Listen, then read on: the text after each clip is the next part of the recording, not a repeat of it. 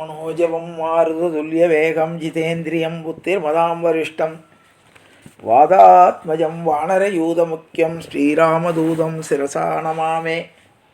बुद्धिर्बलं यशोधैर्यं निर्भयत्वं अरोगताम् अजाट्यं वाग्बलिध्वं स हनुमत्स्मरणां भवेत्। श्रीराम राम रामेति रमे रामे मनोरमे सहस्रनाम तत्तुल्यं रामनामवरानने ராமநாமவராணன ஓம் நமைத்தி. நன்மை தீமைகள் ஒன்றும் அறியேன் நாரணா என்னும் இத்தனை அல்லால் புண்மையால் உன்னை புல்லுவும் பெரிப்புகழ்வான் என்று கண்டாய் திருமாலே. உண்ணுமாறு உன்னை ஒன்றும் அறியேன் ஓவாதே நமோ நாரணா என்பன். என்மையாவது உன் கோயிலில் வாழும் வைட்டனவன் என்னும் வன்மை கண்டாயே. பெரியாழ்வார் பாசுரம். எல்லோருக்கும் அடியேனுடைய நமஸ்காரங்கள். மகாபக்த விஜயம் என்னும் தலைப்பிலே நாம் பல்வேறு வடதேச மகான்களுடைய சரிதங்களை நாம் அனுபவித்து வருகிறோம். அந்த வரிசையில் இன்று 39வது நாம் காண இருப்பது ஜெகன்மித்திரர் என்னும் மகானுடைய சரிதம். பாரலி என்று ஒரு அழகிய சிற்றூர், அதிலே இறைவனது திருப்புகழை பாடும் பணியாய் கொண்ட ஒரு பெரியவர் வாழ்ந்து வந்தார். அவர் தமக்கென வாழாத ஒரு தாராளமான மனமுடையவர். அவருடைய நற்பண்புகளை கண்ட பெரியார்கள், ஊர் பொதுமக்கள் அவருக்கு ஜெகன்மித்திரர் என்று பெயரிட்டார். ஏன்னா அவருடைய பெயர் வாழ்க்கை வரலாற்றில் பெயர் தெரியவில்லை. ஜெகன்மித்திரர் என்றே அவரை அழைத்தார்கள். ஜெகன்மித்திரர் என்றால், மித்திரர் என்றால் நண்பன். ஜெகன்மித்திரர் என்றால் உலகத்துக்கே நண்பனானவர். உலகத்தில் எல்லாருக்கும் அவரை யாருக்கும் பகையாக கருதாமல் எல்லோர் பேரும் அன்பு பாராட்டினாலும் அவர் ஜெகன்மித்திரர் என்று அவளை அழைத்து வந்தார்கள். அவருடைய மனைவி மக்களோடு ஒரு பெரிய குடும்பஸ்தராகவே இருந்தார். அவர் எதை எடுத்தாலும் இறைவன் பணித்த பணி என்று நினைத்து கொண்டு கிடைப்பதை கொண்டு நிறைவோடு வாழ்ந்து வந்தார். அவர் தன்னுடைய கடமைகளை செய்து வந்த அதிதிகளுக்கு உபச்சாரம் பண்ணி எல்லாத்தையும் வந்தார். ஏதோ சிறிய அளவில் அவருடைய நிலப்புலன்கள் இருந்தது. அதுவும் கொஞ்ச நாளில் எல்லாமே அவருடைய தாராள மனப்பான்மையினால் எல்லாருக்கும் தர்மம் பண்ணி தானும் சாப்பிட்டு விருந்தினர்கள்லாம் இது பண்ணதுனால அதனால் அவருக்கு அந்த நிலப்புலன்களும் போய்விட்டது. அதனால் அக்கம் பக்கத்தில் உள்ளவர்கள் கொடுக்கக்கூடிய தானமாக கொடுக்கக்கூடிய வைத்துக்கொண்டு குஞ்சு விருத்தி எடுத்து அந்த அதில் வரக்கூடிய சொல்ப வருமானத்தை வைத்துக்கொண்டு அமைதியாக குடும்பம் நடத்தி வந்தார். அவருடைய புகழ் அக்கம் பக்கத்தில் பரவ ஆரம்பித்தது. வடமொழியிலும் வேதாங்களிலும் அவர் ஒற்ற திறமையிலாக இருந்ததுனால அவரை ஊர் மக்களெல்லாம் நேசிக்க ஆரம்பித்தார்கள். ஆனால் அங்கு இருந்த சில மேதாவிகள், கொஞ்சம் படித்தவர்கள்னு வச்சுக்கோமே, அவர்கள் இவர் புகழ் பெறுவது பிடிக்கவில்லை. உடனே இவரிடம் அவர்கள் விதண்டாவாதங்கள் செய்ய ஆரம்பித்தார்கள். ஆனால் இவர் எதற்குமே பதில் சொல்வதில்லை, ஒதுக்கி போயிடுவார். ஊர் மக்கள்லாம் கேட்பாங்க, என்ன இவர்கள்லாம் என்னென்னவோ கேட்குறாங்களே, அந்த கேள்விக்கு நீங்கள் பதில் சொன்னால் என்னென்னு. இவர் சொல்வார், வாதத்தினால இறைவனை காண முடியாது. இறைவனை அனுபவபூர்வமாகத்தான் காண முடியுமே தவிர அவர்களோடு வாதிட்டு நான் இறைவனுடைய அருமை பெருமைகளை நான் சொல்ல விரும்பவில்லை. அதுக்கு அழகாக சொன்னார் கபீர்தாசருடைய பாடல், ககேகோ படதா கீன கீன கின கின கீதா. இறைவனை நாமாவளியினால் பாடி, நாவினால் பாடி, மனத்தினால் சிந்திக்க ஓயபிழையும் புகுதருவான் நின்றனவும் தீயினில் தூசாகும் நாச்சியார். பகவானை நாமஸ்மரணை பண்ணி பகவானுடைய லீலா வினோதங்களில் மெய்யுருகி அப்படி அனுபவிப்பது தான் சிறந்ததே தவிர தர்க்க சாஸ்திரங்களினாலோ அல்லது வாத பிரதிவாதங்களாலோ பகவானுடைய அன்பையோ அல்லது பகவானுடைய பெருமையை நிலைநாட்ட முடியாது. என்பது அவருடைய கருத்து. கபீர்தாசருடைய கருத்தும் அதுதான். ஆகவே அவர் வாழ் வந்தார். ஆனால் அவருடைய கலங்காத பக்தியை கண்ட சில துஷ்டர்கள் பொறாமையினால் ஒரு நாள் என்ன பண்ணுறாங்கன்னா, அவர் வசித்து வந்த அது சின்ன வீடு தான், ஓலை வீடு, ஓலை குடிசை, அதில் தீயை பற்ற வைத்து விட்டார்கள். இவர் உள்ள தன்னுடைய குழந்தை குட்டிகளோட நாமஸ்மரணம் பண்ணிட்டு இருக்கார்கள், பூஜை பண்ணிட்டு இருக்கார். சுற்றி தீயை வைத்து விட்டார்கள். இவர் அது கலங்கலை. நம்ம பாட்டுக்கு நம்ம பஜனை பண்ணுவோம், பெருமாளுடைய சங்கல்பம் எப்படி இருக்கோ நடக்கட்டும்னு. அவர் பாட்டுக்கு உள்ள அவரும் அவர் குழந்தைகளும் அவருடைய மனைவியும் மெய்மறந்து பஜனை பண்ணி கொண்டிருக்கிறார்கள். வீடை சுற்றி தீ எறிகிறது. அது தீ என்ன ஆனதுன்னு கேட்டால், அந்த அக்னி பகவான் அவர்கிட்டே நெருங்கலை, அவரை சுற்றி தீ எறிகிறது. அவர் தெரியாமல் அவர் பாட்டுக்கு பஜனையும் வெளியில் இருக்கிறவங்க பார்த்தா இவருடைய நாம சங்கீர்த்தனம் கேட்டுருக்கு. ஆனால் வெளியில் பார்த்தா சுற்றி தீ எறிகிறது. அந்த காலத்தில் அவ்வளோ தூரம் இது இல்லையே. கிடைத்த வீட்டில் இருந்த நீர் வச்சு இந்த தண்ணியெல்லாம் வைத்து அணைக்கிறார்கள். தீ அணைக்க முடியலை. ஆனால் உள்ள இவருடைய பஜனையும் பாட்டும் கேட்டுக்கொண்டே இருக்கிறது. கடைசியில் ஒரு வழியாக பலரும் சேர்ந்து முயற்சி பண்ணி தீயை அணைத்து விட்டு பார்த்தா உள்ளே அவர் பூஜை பஜனை பண்ணிக்கொண்டே இருக்கிறார். உடனே அவருடைய பெருமை விளங்கியது. உடனே அந்த ஊர் மக்களெல்லாம் என்ன பண்ணார்கள், சரி உங்களுக்கு இருந்த ஒரு வீடும் போயிடுத்து, அதனால் நாங்கள்லாம் சேர்ந்து உங்களுக்கு ஒரு சின்ன வீடு கட்டித்தரோம், அதில் நீங்கள் இருங்க, எங்களுடைய நிலங்களில் கொஞ்சம் ஒரு பகுதியை எடுத்து உங்களுக்கு தந்து அதில் விளையக்கூடிய தானியங்களை உங்களுக்கு கொடுக்குறோம், அதை சாப்பிட்டு கொண்டு நீங்கள் நல்ல பக்திமானாக இருக்கீங்க, எல்லாருக்கும் நல்ல விஷயங்களை சொல்லி கொடுத்துருக்கீங்க, எங்கள் ஊர்லேயே இருக்கணும் என்று சொல்லி அவர்களாம் அவர்களுடைய கிராமத்தில் ஒரு பகுதியை அவருக்கு கொடுத்து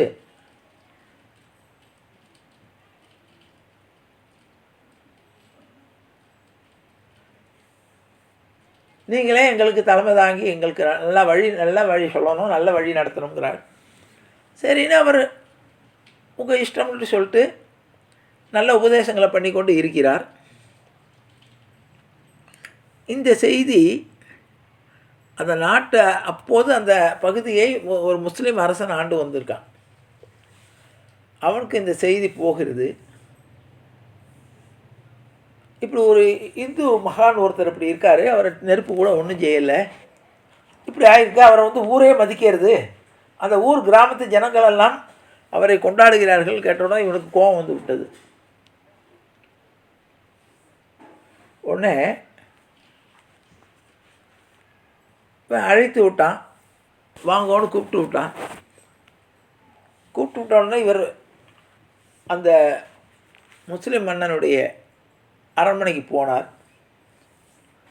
இதுக்கிடையில் இந்த ஏற்கனவே இந்த துஷ்டர்கள்லாம் இவருக்கு நெருப்பு வச்சாங்கல்ல, ஆகவே அந்த முஸ்லீம் அரசன்ட்ட இல்லாதையும் பொல்லாதையும் சொல்லி கொடுத்தார்கள். இப்படி ஒரு கபட வேஷதாரி ஒருத்தன் இருக்கான், இந்து மதம்ங்கிற பேரை சொல்லிட்டு சாமியார் மாதிரி வேஷம் போட்டுட்டு ஊர் ஜனங்கள்லாம் ஏமாற்றிட்டு வாங்கி சாப்பிட்டுட்டு சும்மா சோம்பேறியாக இருக்கான், நீங்கள் தண்டிக்கணும்னார். அப்போ அந்த அரசன் சொன்னான், மக்களோட ஆதரவோடு இருக்காங்க, அவனை எப்படி தண்டிக்கிறது, மக்கள்லாம் ஆதரவு கொடுத்துருக்காங்க, எல்லோரும் இது பண்ணியிருக்காங்கங்கிறா, அதனால் அவனுக்கு எந்த குற்றம் செஞ்சான்னு கேட்டால் ஒன்றும் குற்றமெல்லாம் செய்யலை, இப்போ பார்த்தாலும் ராமகிருஷ்ணான்னு பாடிக்கிட்டு இருப்பார். ஊர் மக்கள்லாம் ஏமாற்றி அவங்க நிலத்தையெல்லாம் கொடுத்துருக்காங்க, எல்லாத்தையும் அவங்க நிலத்தையெல்லாம் வாங்கி வைத்துக்கொண்டு இவன் சாப்பிட்டுட்டு சும்மாவே ஒரு வேலையும் பார்க்காம வெறும் பஜனை பண்ணிக்கொண்டு சாப்பிட்டுக்கிட்டு அவனும் அவன் குடும்பம் தான் இருக்காங்க. சரி, அப்போ அவனுக்கு ஊர் மக்கள் ஆதரவோடு இருக்கும்போது நம்ம ஒன்றும் அவன் எந்த வகையான குற்றமும் செய்யலைங்கிறப்ப நான் எப்படி தண்டிக்கிறது, அவனை ஊரை விட்டு வரட்டணும், அவ்வளோதானே. ஆமாம், அவனை ஊரை விட்டு வரட்டணும். சரி, அவனை அழைத்து வாருங்கள்னு கூப்பிட்றார். கூப்பிட்ட உடனே அவர் ரொம்ப பவ்யமாக அரசன் கூப்பிட்டான உடனே வந்து நிற்கிறார்.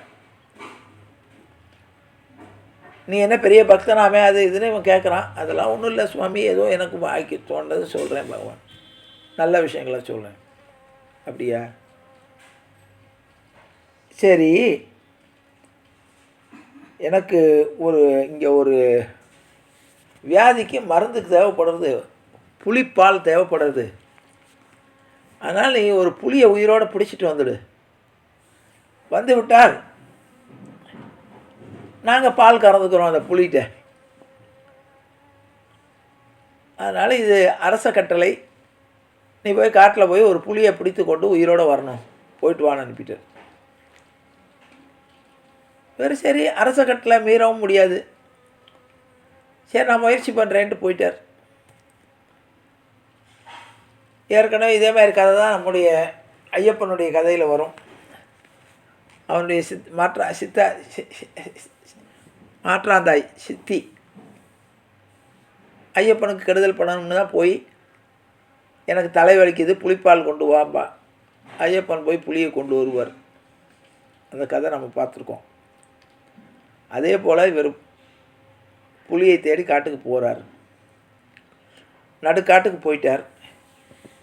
போனோட ஒரு பயங்கரமான உருமல் சத்தத்தோடு ஒரு பெரிய புலி வந்து நிற்கிறது.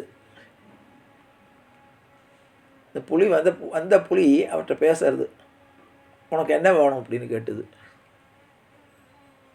இவர்கிட்ட இப்படி அரசனுடைய கட்டளை இருக்குது, எனக்கோ வேட்டையாட தெரியாது, அவனை துன்புறுத்தி கொண்டு போக விரும்பலை, நீ வந்தேன்னா அரண்மனைக்கு நான் உன்னை கூப்பிட்டு போயிடுவேன்.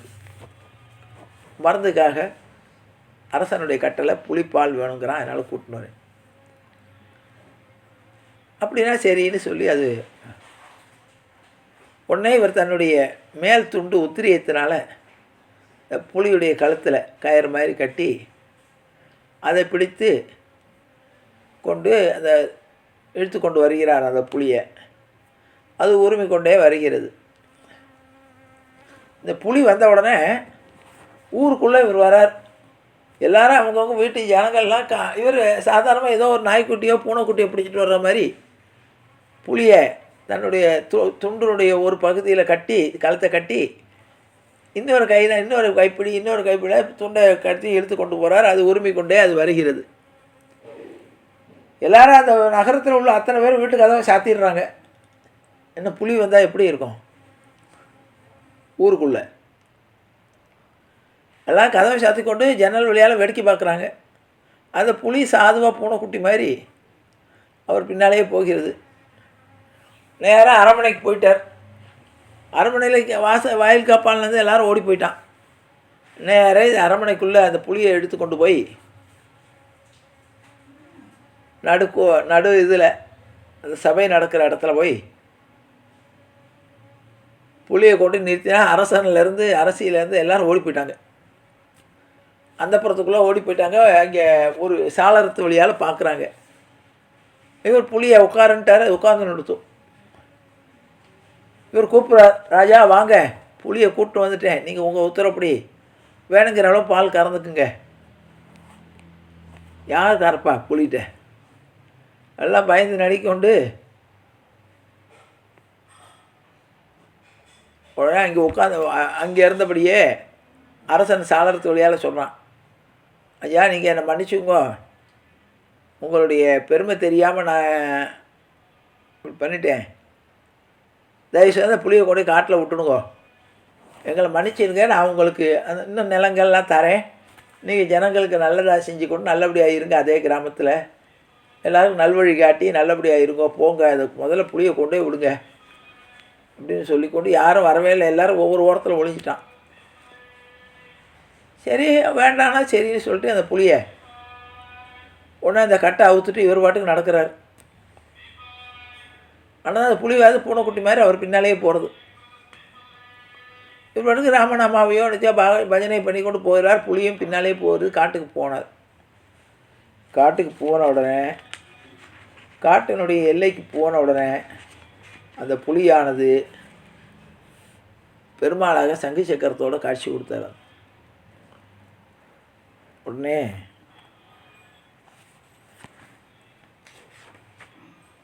ஜெகன்மித்திர அதை வணங்கினார். சோஸ்திரித்தார். சோஸ்திரித்த உடனே